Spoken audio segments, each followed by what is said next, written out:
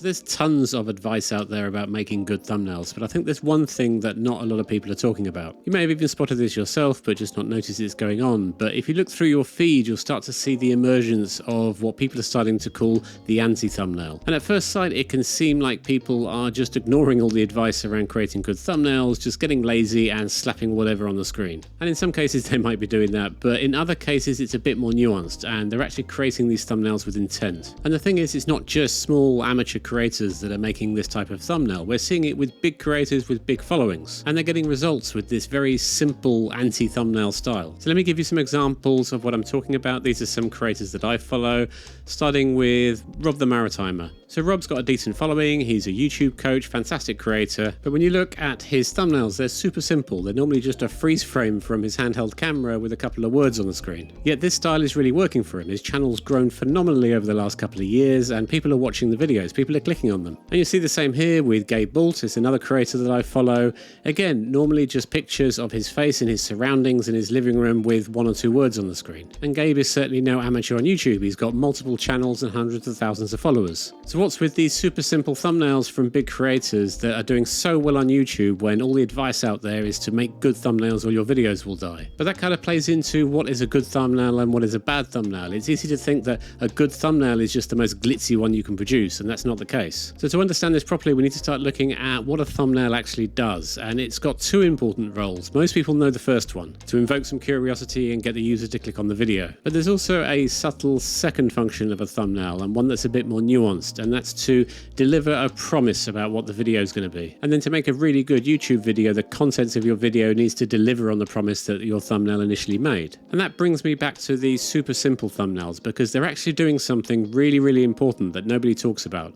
They set expectations. So it's one thing to make a thumbnail that will get the highest CTR and will get people to click on your video, but if when they click on your video what they're watching wasn't at all what they were expecting, they're likely to just swipe off in the first couple of seconds. And if that happens over and over again, it's going to hurt the video performance. YouTube's just going to bury it. So this is where making sure that your thumbnail is aligned with your content is really important. That when a viewer sees that thumbnail and clicks on the video, that they're getting what they expected. So let's go back and take another look at Rob's thumbnails. So Rob's style of video tends to be always sort of walk and talk, handheld camera, out in the open, kind of like a vlog style and very freeform type of video. Now here's the thing, that style of video will appeal massively to some people, but it won't appeal to everybody. Some people don't want to watch that type of video. But what Rob is also doing with his thumbnail is not only giving you a reason to click on the video if you're interested in the topic he's talking about, but he's setting that expectation of what the video is going to be like, that it's going to be a walk and talk video outdoors. You can see that's really obvious in the thumbnail, and when you click on it, you know what you're going to get. The same goes for Gabe's videos. Gabe tends to make a lot of videos set in his living room, just sat there talking to camera. And again, what he's doing in his thumbnail is he's setting that expectation. This is the type of video you're going to get if you click on this thumbnail. I tend to do this a lot with my own thumbnails. You'll see a lot of them are just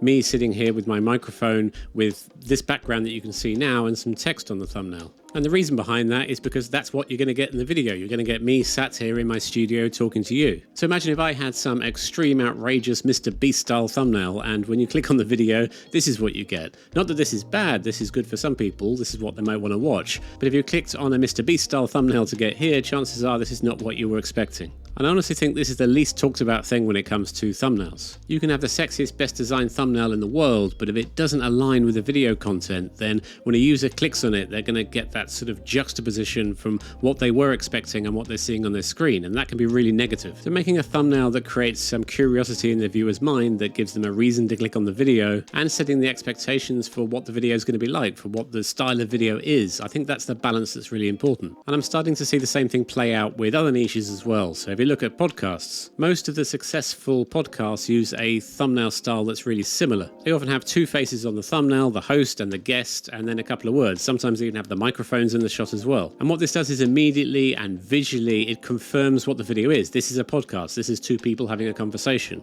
If you click on this thumbnail, that's what you're going to get. And that's the same thing with Rob's videos, with his outdoor walk and talks. You can see immediately from the thumbnail that if you click on that thumbnail, that's the type of video you're going to get. And Gabe's videos and my videos as well. Even the great and worshipped Casey Neistat, if we look at some of his thumbnails, he makes vlog style videos around New York City. If you look at his thumbnails, they're super simple. But if I look at this thumbnail, I know what I'm getting before I've even clicked on the video. I'm going to get some cool hip dude with glasses walking around on the street in New York City with a camera. I can see that from the thumbnail. It doesn't have to be glitzy for me to get that. And so I think this is super important to keep in mind when you're trying to improve your thumbnails. Yes, you do need to be paying a lot of attention to creating some curiosity, to making sure that your thumbnail and your title work together. But the goal isn't just to make them as glitzy as possible to get the click. You need to make sure that the promise you're making, the stage that you're setting in your thumbnail, is consistent with the video you're producing. So if you make vlog style videos out on the street or walking through nature, then show that in your thumbnail. If you're like me and you do talking head videos in a studio, then set that theme in the thumbnail. But what you don't want is a mismatched thumbnail that will give the wrong impression of your video that may attract lots of clicks, but when viewers start watching the video, they feel that they're not getting what they were promised in the thumbnail, and then they click away. So I think depending on the type of content that you make, this sort of anti-thumbnail style might suit you. So whether it does or not, just remember the two main functions of a thumbnail, not just one. Firstly, to create curiosity, to get a viewer to click on the video, and secondly, to set the expectations for what that video is going to deliver